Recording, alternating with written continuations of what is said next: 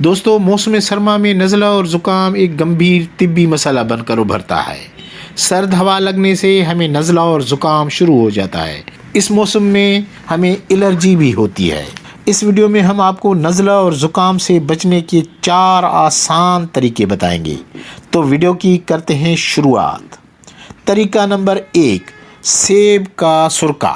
یہ سرکہ ہوائی نالیوں میں لعاب دار مادے کو کم کرتا ہے جو سرد ہوا چلنے پر پیدا ہونے لگتی ہیں۔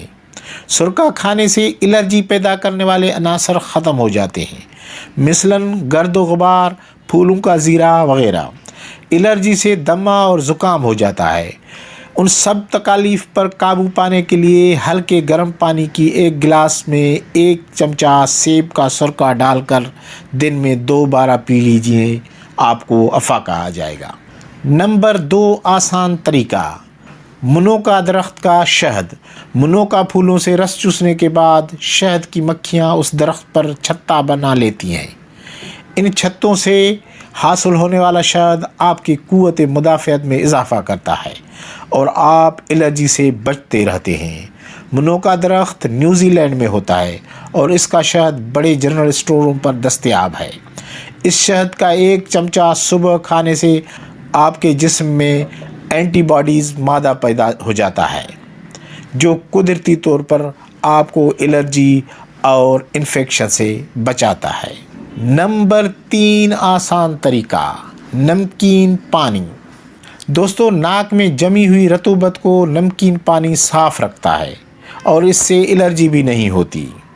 ایک بوتل میں صاف پانی لے کر اس میں نمک کی مناسب مقدار ملا لیجئے اور اس سے ناک صاف کیجئے۔ اسی نمکین پانی سے غرارے بھی کیجئے تاکہ آپ کا حلق بھی صاف رہے۔ نمبر 4، آسان طریقہ، ہلدی کا استعمال۔ دوستو اپنے کھانوں، خاص طور پر شوربے والی غذاؤں میں ہلدی ضرور استعمال کیجئے۔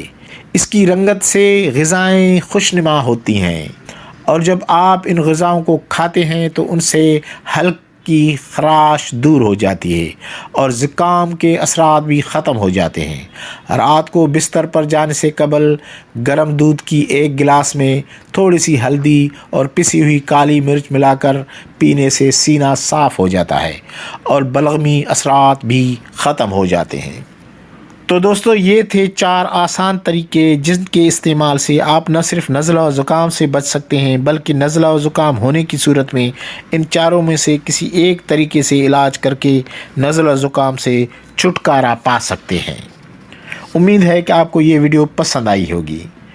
دوستو ملتے ہیں کسی اور معلوماتی ویڈیو کے ساتھ، تب تک اجازت چاہیے۔ اللہ حافظ۔